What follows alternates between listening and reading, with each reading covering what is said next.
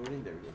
In this session, we're going to learn about threads, but we're also going to learn about debugging a bit more. So I've given you already this part of the code, which you have the main, which is only getting 2 runnable threads. They're not yet a thread. We're going to do that as soon as we replace it. But I want you to understand the reasoning behind threads and why we need it as we go further into our application. So first case first, when we run our application, you'll notice that it just starts showing all the first things before showing of the second thing. So what is happening, what is going on? Rather than just reading the code, this time we're going to go through it with debugging. In debugging, there's a couple things that's important for us to note about.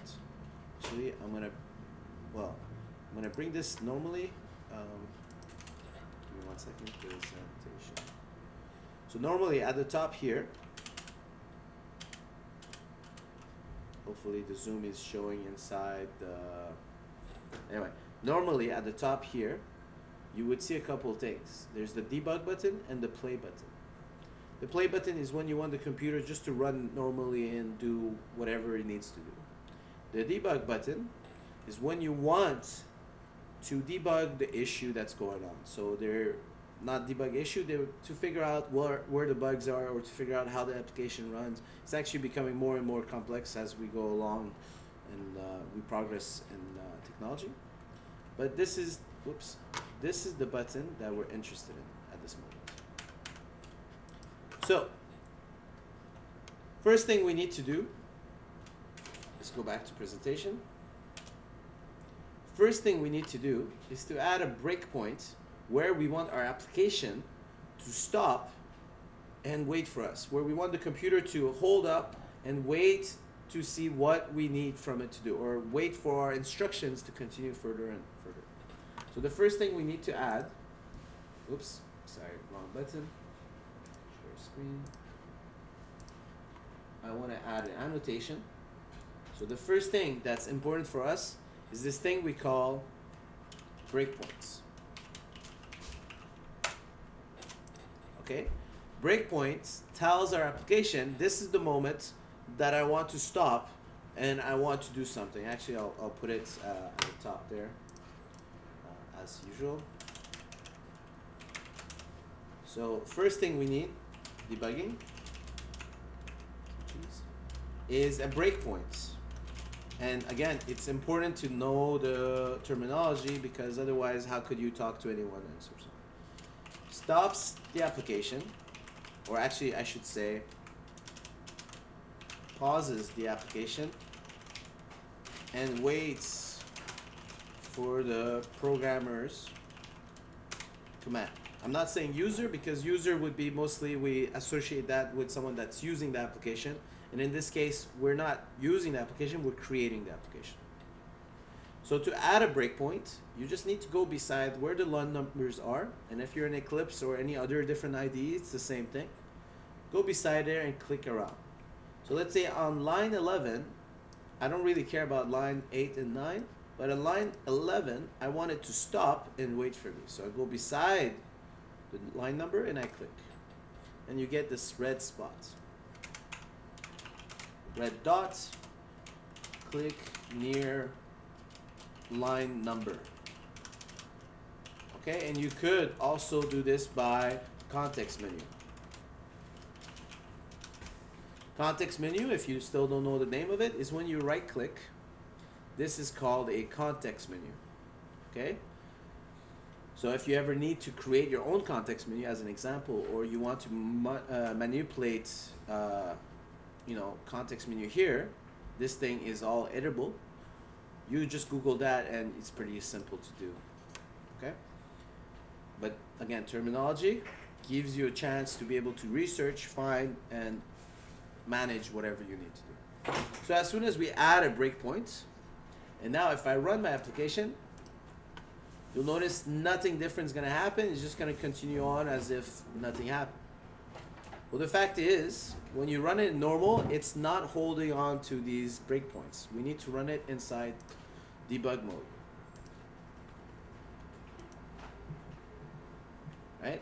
And as soon as you do the debug mode, it's gonna run normally until it hits a breakpoint. So you could have as many breakpoints as you want, right? I could add as many breakpoints as I want. The moment it reaches a breakpoint during that runtime, it will stop there and wait for you. And you notice it stopped because the blue line is there and my console is still empty, right? So a couple of things to note before we go first. Well, you know, we call it debug for a big reason. Well, actually, the history is kind of fun to know.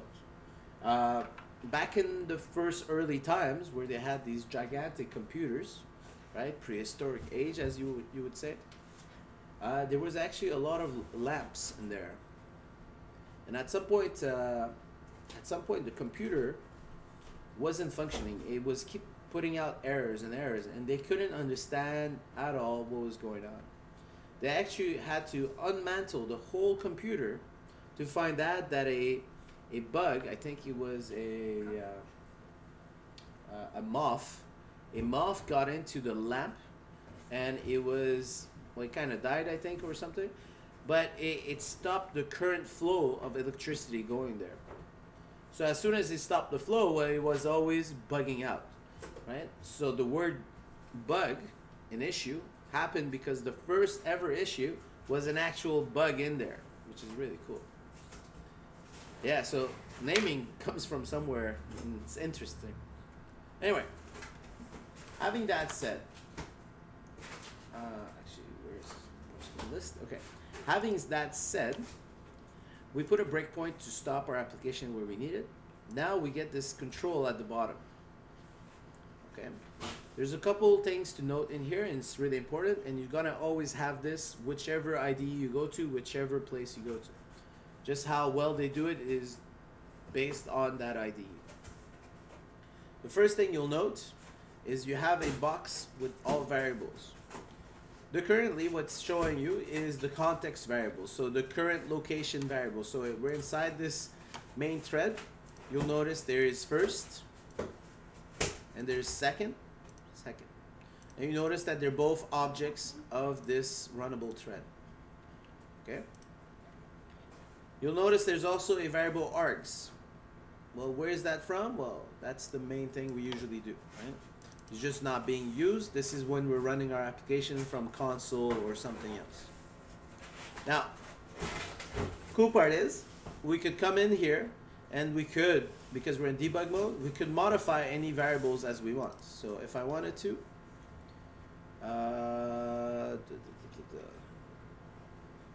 view edit text, and I change this to meow. Okay, and usually if you open it up, you could usually change the values directly, but as you could see, a string is actually a character array, right? But the fact is, you could change any code when you're paused. This is the power you get with the debug. So you could test out things, you could modify things, you could see how it's running, what it's doing, etc.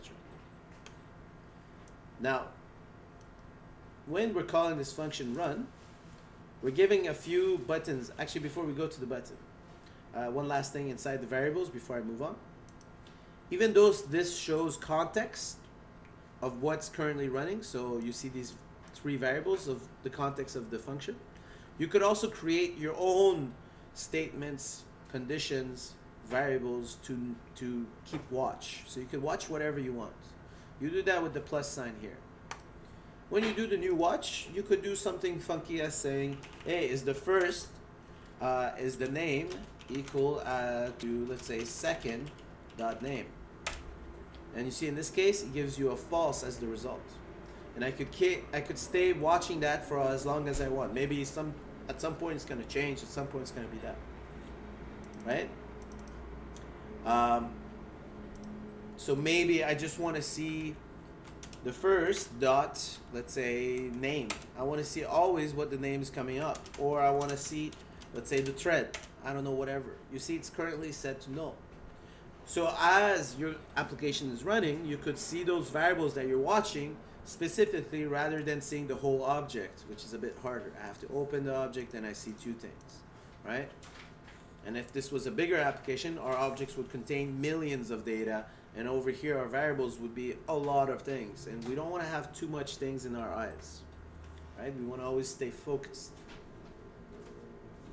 Okay, so this, you could create as many watches as you want, and if you click on one, you could also remove them with the minus. Pretty straightforward. Notice that you cannot remove the ones that's context-wise, but you'll notice there is something called duplicate watch. So let's say on this name, I press duplicate watch, and now I have a watch directly for that. Okay, you could also copy it, do whatever you want. One click would allow you to copy it or change the values. You could right click and copy name, copy value, blah, blah, blah. You could do whatever you want. Oh, this is a cool one, I didn't notice. You could compare that value with the clipboard. What does it say? It's completely something else, right? So you could do any weird, funky things you feel like is meaningful to you. Any questions so far? No? Cool. Let's move on to the next part. So our console is still there, just you'll notice it's tabbed out. If you want, these windows are removable, so I could grab the console and let's say I put it on the side so I could see values as I go rather than I have to keep switching. You figure out. We have on this side where it says frames, this is our stack, and in this case it's the stack with the functions and whatnot. So you'll notice it's also showing you different threads, and we're going to come back to this in a bit. So the first thing I want to do is I want to go see this function more. Well, actually I don't want to see this function. Let's say I don't want to see this function, I want it just to finish. So if I press this step over, it's going to let this function run, and when it's finished, when it gets to the second run, it's going to wait for my commands. So this first button is step over, and that's a really important button. So we're going to put here step over. And so the first thing is step over allows the function to end. Sorry for the fire truck. Allows the function to end and waits for my command to continue. Okay, so that's the first button, and it's this button. The second button, it's step into. Now I don't want the function to finish. I want to go see the function a bit more in details, how it's doing whatever it's doing. So if we press step into, you'll notice that I'm inside the function run. Now if you're trying to step into a function that you didn't build in, depending on the IDE and whatnot, it might let you or might not let you see the code. But to be honest, it's really meaningless. So let's say I'm at this println and I press step into, it skips it for me, but you could see that it prints it to the console. Again, this is because this doesn't belong to me. Okay? It would only allow you to a point. If you become a bit further into this, you could force your step into, and I believe that's the next one. You see this force step into? So if we go back to this line, run, force run to cursor, let's say, it's probably gonna end. Okay, you know what, let's just restart, debug, and I'm gonna add a little thing here. Okay, so now the application is stopped here. If I press the forced step into, I'm gonna go actually in the code for println. Right? I'm inside the code for println. And there's a lot of abstraction going on here. Really, we're not at the level where we should read this or try to make sense out of what's going on. But if you want to keep on doing that and just see how far you could go, see hidden, compiled, force inline, invoke static, very crazy stuff. Keep on going. What is the value? Keep on going, blah, blah, blah, until you do this until it's finished, to be honest. Okay, but this is gonna be endlessly high. Comes to our third button, which is step out. I am done with this function. I do not want to know what it is. I want you see my stack over here, I want you to go upwards. So as I go this, you notice our stack is going, finishing. So he finishes the function, and goes to the function that called it. So we're going back to towards our main in this case. Notice we're going back. We're letting the function ends. We don't really care more than that. And as soon as I click now, you'll notice that the next one is runnable thread. So if I do step up, step out, we're back to here. And now we could say, you know what, that print ln, just finish it. I don't really care. And we got our running thread first. Any questions? So this is basically debug. And the cool part is I could put my mouse over anything and I would see some value. So repetition is currently not created, but let's say, well, let's go ahead and step over for a second, or step over. So notice repetition is created. It shows me the value on the right side here as a way for me to see directly what the values are, such as name is first, repetition is 0, and so forth, so on. Okay, so if I keep pressing step over, I would see it prints to the screen. Now the thread that I'm currently on, we're going to talk about that soon, is going to go to sleep. For 250 milliseconds, which is nothing, it would show repetition will go plus plus plus. Then it would check, is repetition less than 4? Yes. Go inside the body, which is the name is first, repetition 1. Keep on doing that. And as I press step over, you could see the sequence of the computer. And this is important because we're trying to understand how the computer functions and creates our application and runs our application. And the more we understand this, the better we could program it. So the more we could, let's say, not leave it to chance, the more we understand how the engine works, the better we could deal with our cars, as an example. It's the same thing inside programming. The more you understand how the program works, or how it deals with your program, how it runs it, and so forth, so on, you could understand where issues could arise, how it's doing whatever it's doing, and if ever you get a bug and you don't understand, such as a logic bug, which is really hard, you could put these breakpoints in the location where you believe that issue would arise and try to solve that problem. So let's say here, if I press step out, I'm going to allow my run thread to finish. So you see here, second thread doesn't show anything, but as soon as I put step out, it's going to let it finish and then give me back control when that function is done. Okay, so step into goes inside the function to understand, or to do step by step analysis of that. I don't know, whatever you want to call it. I don't know, this is a good word for it. Let's say that sounds better. And then there's step out, finish the current function, and go back to the calling function. Okay, and again, these are methods, but actually we should use the correct terms. Methods, and again, they're interchangeable, but it's better to know the good terminology rather than mix them, because we're a bit lazy. Cool? Any questions?